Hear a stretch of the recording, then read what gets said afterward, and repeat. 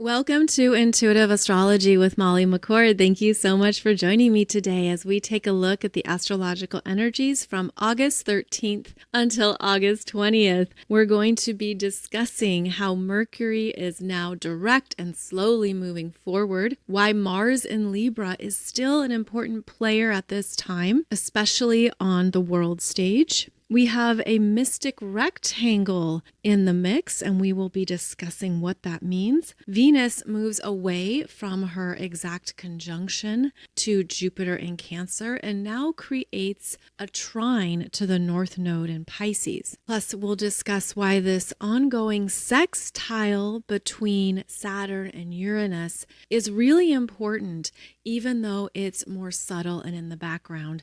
Yes, I just did the Monday podcast on this topic, so it is more of a deep dive into the three sextiles unfolding between Saturn and Uranus and how their different intentions are working together right now to advance us. So as always, we'll cover the main astrology of the week. And then at the end of the podcast, I actually have a more heartfelt request to offer and share with you. I was holding off on saying this until after Mercury station direct, of course, but I am wanting to give you an update and ask for your assistance if possible. So I'll touch on that at the end of the show. So let's begin with Mercury now direct and moving very slowly, still in the retrograde shadow, and allowing us time to become clearer and stronger in what matters to you now after perhaps the messiness, confusion, or back and forth of the retrograde phase. This is a time to pace the Mercury energy, to not rush ahead or take something on too quickly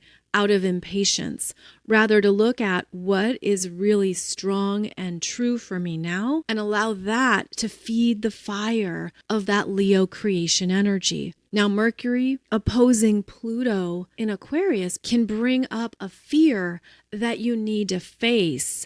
And maybe that's been part of the confusion or a part of the standstill. What do I do? Feeling paralyzed, not sure what that Pluto in Aquarius has been asking of you and wanting you to face. And I feel that as Mercury moves forward, Mercury is not only going to have a deeper understanding of what that is, but Mercury is supported through a sextile from this Mars in Libra. Their sextile begins at 4 degrees and actually unfolds for 10 days. This is an ongoing sextile because Mercury is not moving at full speed yet. Because of the station direct and moving slowly, this Mercury is actually pacing Mars in Libra, extending the sextile aspect. And what occurs is that Mars in Libra, which is focused on communications, objectivity, relationships, partnerships, and discussing things to find that win-win scenario, Mars in Libra is going to bring in the people, perspectives, and balancing viewpoints to assist this Mars in Leo moving ahead. And again, this unfolds over 10 days as they travel from 4 degrees to 9 degrees together, and then Mercury picks up his speed and moves ahead. This is going to help you with mental clarity around what you need to do and take care of, what is important, what's essential, because even though Mars is not strong in Libra, there can be a more balanced approach that is effective, especially with other people or partnerships that come in at this time to assist you. This sextile between Mars and Mercury is part of the mystic rectangle that I'm going to touch on here in just a moment. But first, we have to acknowledge that this Mars in Libra was in a potentially paralyzing standoff with Saturn and Neptune in Aries, yet at the same time was supported by the air grand trine energies with Pluto in Aquarius and Uranus in Gemini. Now, I know I've been touching on this quite a bit because it's such an important aspect that's been happening. It's very rare. And if you'll recall, a few weeks ago, I said that this signifies that world-changing developments can occur between global leaders, peace, new conversations, and approaches to old problems. And that, in fact, is what is happening on the world stage this week as we have leaders coming together to discuss and negotiate moving forward with wars, complex global dynamics, and finding new approaches potentially to international issues. Mars in Libra seeks diplomacy, negotiation, treaties, and resolution by sitting down at the table and engaging in thoughtful conversations. And with the trine to Pluto and Uranus, this signifies that big transformations can happen. And as Mars makes that sextile to Mercury and Leo, maybe, just maybe, the competing egos and their individual agendas will also agree to a bigger picture advancement. Mercury opposing Pluto and Mars opposing Saturn and Neptune in Aries creates the four corners of the mystic rectangle.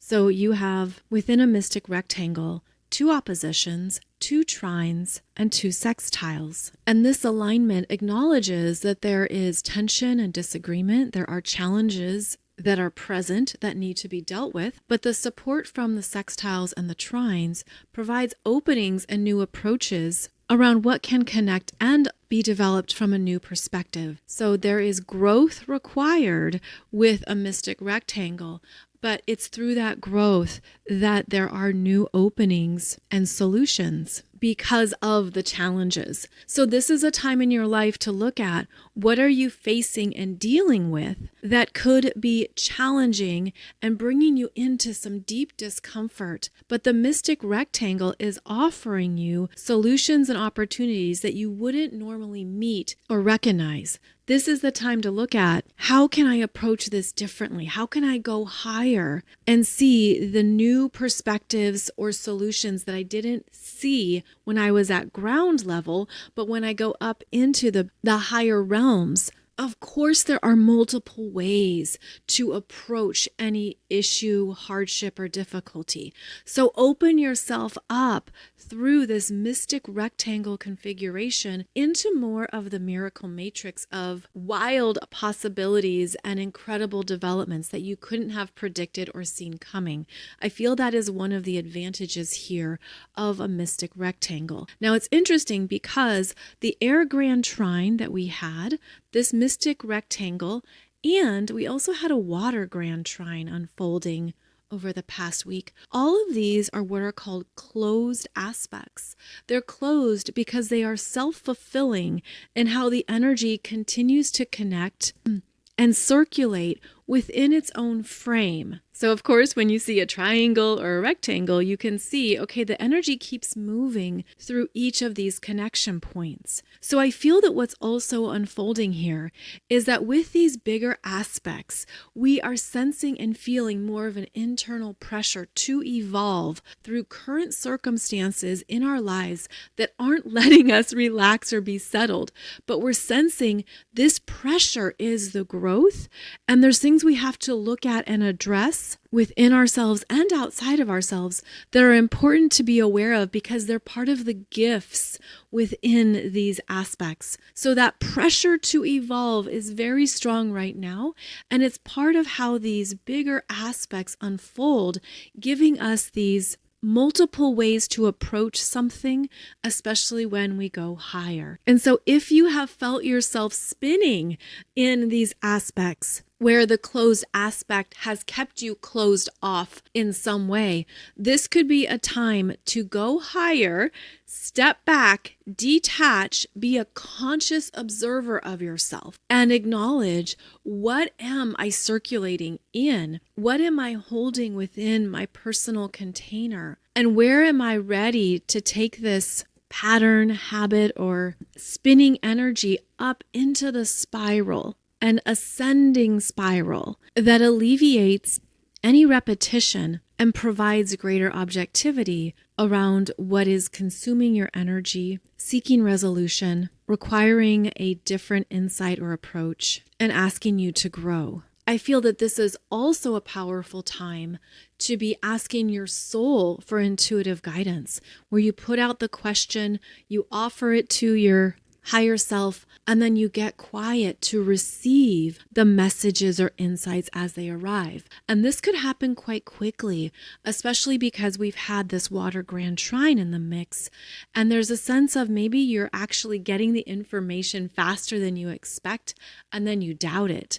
And that can occur when we're not used to dealing with very direct, pure energies, is that we will challenge it, second guess it, question it, overthink it, right? Because the ego mind is going to want more certainty, facts, or evidence. But this is a period of time where it's about really trusting what is landing in your heart, in your beingness, and in your essence. The water grand trine is softening us so we don't have to have a big shield or too much armor. You don't have to overthink it, strategize, figure it all out. No, what are you receiving from the divine that is actually pure brilliance and allowing you to release anything that has kept you at a standstill or paralyzed? So this softening could feel quite welcomed when you exhale and relax into it. So of course, trust what that feels like for you. But the water grand trine is going to continue to unfold into September. So we do have time to work with this and receive it. Now, just a quick note, the water grand trine involves this Jupiter in Cancer, currently at 14 degrees. Venus is in Cancer and also in the middle degrees there of Cancer. Those two planets are trining Juno, Vesta, and Black Moon Lilith in the middle degrees of Scorpio, and they are trining the North Node in Pisces at 19, almost 18 degrees. And I did a separate podcast for you on this topic. It was released on Saturday, August 9th, because I believe that these energies are so important right now, and it's vital for us to tap into the gifts of them as well.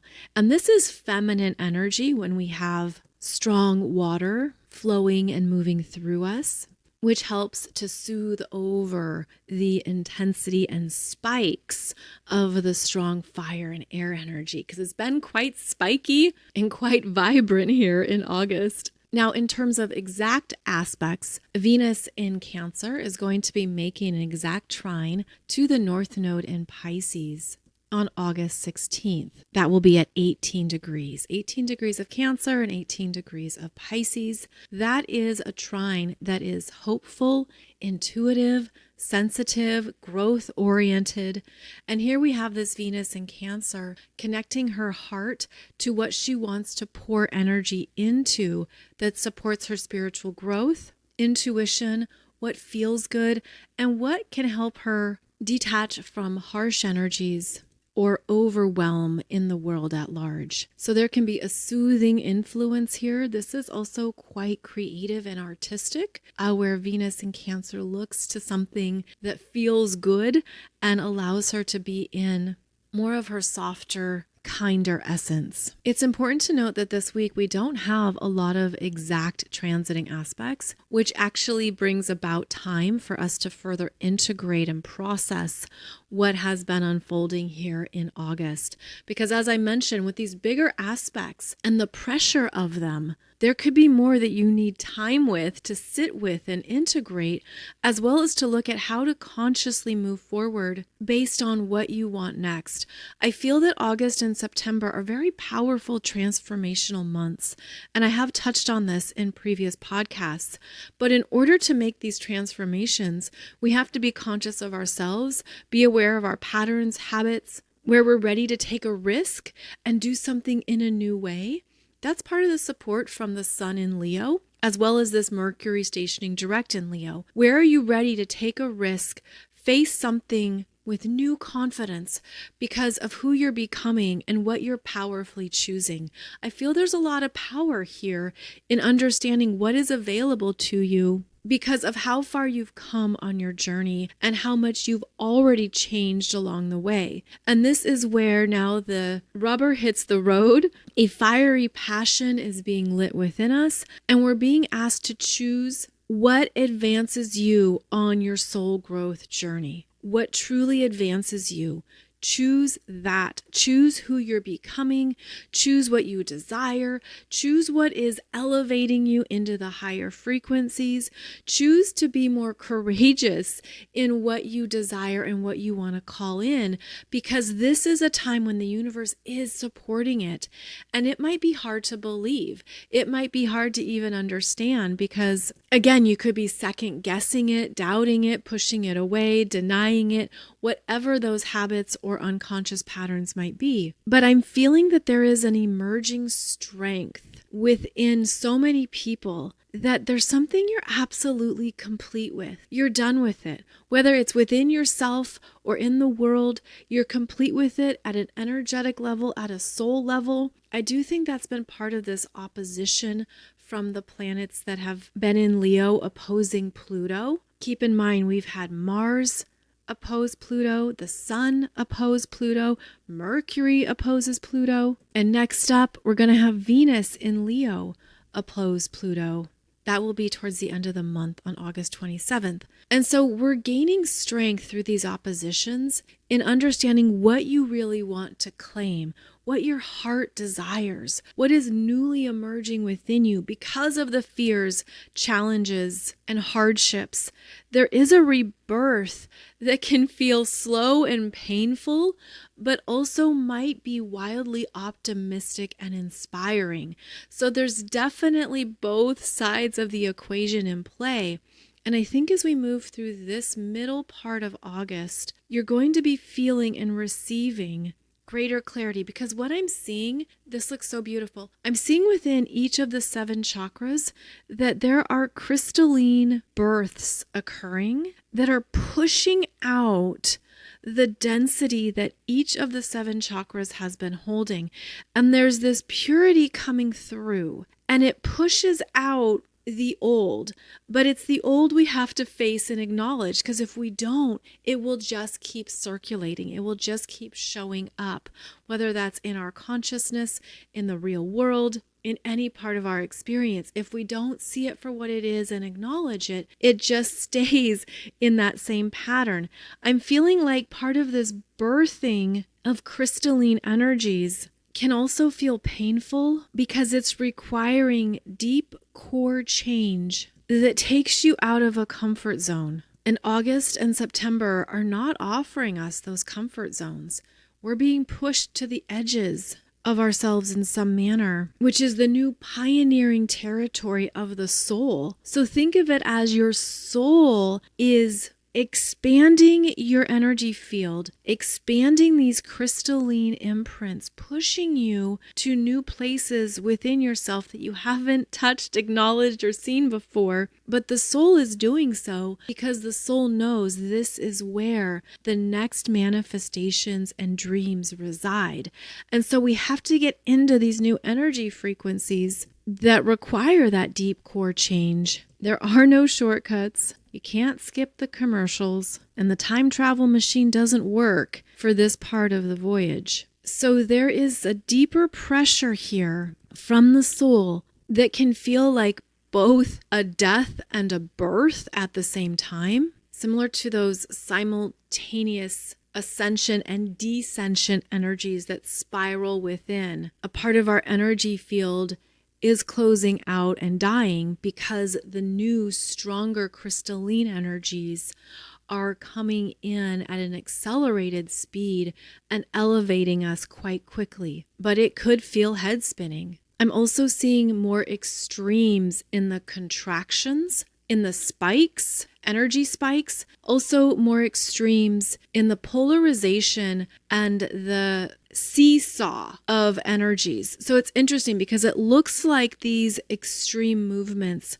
are occurring in multiple directions all at once. So there are the in and out contractions, the huge energy spikes that go high and go low, and then there's the teeter-totter going back and forth. So just visualizing all of that energy in motion might require you to take a Dramamine. And it's also why every day is such a different playing field because there can feel like there's a lot of inconsistency right now. Like you have no idea what today's going to bring or what madness will unfold or what highs will come through. So these inconsistencies are part of the waves of change, and they are going to continue. So what I'm seeing and what I'm feeling is that we're meant to come back into our core self, into the core of each of these chakras, and you might feel yourself drawn to a particular one. For example, you might really be drawn to that solar plexus, heart chakra, third eye chakra, whichever it is. Maybe it's all of them at once. But to visualize that each of them is birthing this beautiful crystalline essence, and it looks very white, sparkly. At least that's what I'm getting. Of course, trust whatever you're getting. And it has this clarity to it that removes confusion. And I feel that it's embedded with a very deep trust in your own process. So focus on that. Focus on this core trust in your own process as we move through a death and rebirth, contractions, spikes, highs and lows. And yet the very wise, eternal part of you is so excited, is so thrilled about what is coming through and opening up, at what is being revealed, and how it continues to gain strength and confidence within you. And it feels like this is absolutely related to the next level evolutionary phase of humanity, where we have deeply integrated more of our intuitive psychic abilities, more of our higher spiritual awareness and consciousness at a core individual level, that we are owning it now. And I do feel like there's a new empowerment rising within us. And that could be hard to trust, honestly, because if you've had multiple lifetimes of not trusting it, then you would perhaps struggle with claiming it, owning it, believing in it. But this is also part of August and September, is that we are in this awkward stage of a rebirth. Maybe that brings up your own awkward teenage energies, or when you were a teenager and what that felt like as you're going through different phases of growth and puberty and your looks are changing. So it's like humanity's awakening puberty. But the discomfort is essential because it leads us to these edges, and it leads us into the next level of frequencies that we are truly going to be living from. And of course, the split will continue. The divide and the polarization is going to continue on, and it's going to be more obvious. It's going to be wildly clear who's doing their work and who's not, who's healing, who's not, who's advancing, who's not. And you might notice that not only in people around you, but even in areas of yourself. But this is part of being on a free will playing field where everyone gets to make their sovereign choices. And at the higher realms, the universe wants everyone to ascend, wants everyone to get on board and go further so that humanity can advance together. But you're always going to have those who are toeing the line, resisting, pushing back, feel that it's some kind of challenge to their free will, and everyone gets to make their choices. Everyone gets to choose what they want to embody and why that serves them at this time. So it's important to detach from any energies that you don't align with, that aren't supportive of your own trajectory and growth. And again, that could become wildly obvious as you realize where the frequencies are not a match for you. And so you have to choose, this is my soul journey. This is what I want to continue on in this lifetime. I'm willing to be brave and courageous and follow this new path that my soul is guiding me towards. And that even the pressure, discomfort, difficulty, all of that is a beautiful gift. All of that is serving me in my own evolution and growth. And that is one way to approach this time, whatever it may be for you, whatever it looks like. But it's all meant to benefit you and take you into more of who you came here to be. So if you find yourself contemplating some of these bigger thoughts and higher perspectives right now, that is certainly right on time. That's also part of the energy of this mystic rectangle, where you're meant to see things in a new light, see your own potentials in a new way, and in fact, look at your potentials through the lens of the universe to go higher into what your soul is holding for you. Those dreams you asked for, those manifestations you've desired, all of that is still coming together. It's like the universe heard you the first time. The universe heard you, knows what you want, knows what you're here for, knows what you want to experience and contribute to the world at large. And so allow the universe to work with you behind the scenes, even as you continue to show up for your own conscious growth and development. And that's a big theme here this week as we move through the middle of August. Now, I already mentioned how Mercury in Leo sextiles Mars in Libra for an extended period of time. The sextile begins August 13th at 4 degrees. It will be exact August 15th at 5 degrees, and then they continue to track each other and move through an ongoing sextile until August 21st and 22nd. So this is a week to look at who you are partnering with, who you are sharing ideas with, the conversations you have, and how those can lead to breakthroughs that Mercury in Leo is ready for. The sextile is harmonious, supportive, and friendly. So stay aware of those friends who show up. They bring something to your attention that they want to talk about or discuss.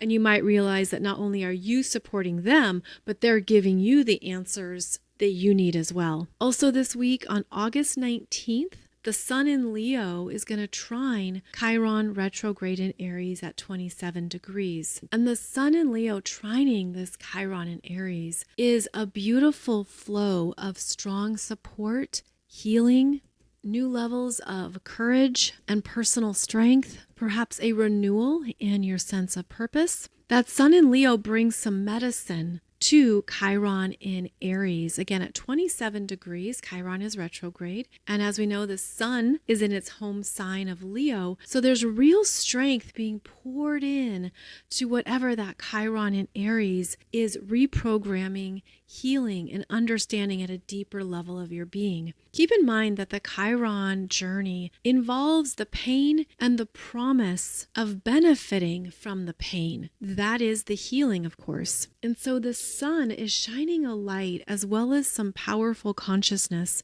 onto what you are healing personally, and even a reminder of how far you've come, the strength you've developed along the way, and how ultimately this phase of your journey is bringing about some beautiful personal developments. Both the Aries and Leo energies can help you strengthen your sense of self, give you more zest for life, motivation, and powerful energy to work with. This is yes energy, by the way. So again, it's on Tuesday, August 19th. What are you ready to say yes to that maybe you have been holding back, pausing, or delaying? Because now this Chiron is strengthened by the sun, and you might realize this is what I want because this is who I am. There's also more support for being yourself in the world. It's a great day for a public presentation, public speaking, and declaring more of your gifts in some capacity. As we look at the astrology of this week, we also have to include this ongoing sextile between Saturn retrograde in Aries and Uranus in Gemini. These are two very different energies. Saturn wants what is known and traditional, what is solid, what can be relied upon. Uranus says, let's break it all up. Let's create something totally new. Let's be unconventional and wild. Let's see what we can create that's never been done before. So as Saturn provides the boundaries, Uranus seeks uncharted territory. Saturn wants to stay in what is known and what has paid off. Uranus could care less about that and knows that there's new things that can be experimented with and lead to much needed breakthroughs. So in your chart, at the early degrees of Aries and the early degrees of Gemini, there is a sextile here. Now Saturn is also conjunct Neptune, and this Uranus is going to have an exact sextile to Neptune towards the end of August. But of course, Neptune is in the conversation, is in the equation during this sextile in August. And one interpretation is that there is grounded support for what you're willing to do in a whole new way now. Developments are meant to advance us. So how do we continue forward when we are being required to not only rely on the old ways, but to blast into new approaches, even though they're not fully formed yet? This is confusing, right? This is where we don't have all the answers just yet, but we will. There's a sense of it's coming. It's going to be evident and clear. How do we continue to raise our frequency during times of big uncertainty and deep transition? That's also a strong theme, and it's going to continue. So what I'm seeing here is that Uranus in Gemini is bringing in higher levels of consciousness to help us face old dilemmas, problems, and energies in a new light with that higher consciousness awareness that is definitely supported by the galactics. Then we also have this Pluto in Aquarius that is permanently changing life on the planet, and we can see that unfolding as more AI is brought into our lives and is accelerating rapidly here on the planet. We're looking for our grounding, our personal responsibility, and how we don't lose ourselves amongst these rapid changes. So allow this Saturn in Aries to connect you with what you really want based on who you are now, what resonates with you personally, what you're choosing because it's in alignment with your energy and it has your name on it. Allow yourself to feel strong in how you are choosing yourself, choosing what's for your best and highest good without being swept away by all the other advancements and developments. Rather, they are meant to support you. They are meant to help you be more self-aware and personally empowered, not the other way around. So Saturn is holding strong and is able to say, yes, I'll take this. No, I don't want that. Yes, this can be in my world in the mix. No, I will not allow that. I'm not ready for that. So there's an honoring of your personal boundaries here while also realizing what is changing and evolving outside of your control. And part of the self-awareness is in seeing what you're closing out and completing, especially by the end of this year. Saturn reminds us that it can take time to make responsible choices, honor our commitments, and be in our integrity. You don't have to rush. You don't have to respond to everything. You don't have to move ahead simply because another is waiting on you. There's controlled effort here with Saturn in Aries, being in command of yourself and your energy field, being more conscious of what is happening within you and how you're going to show up with it.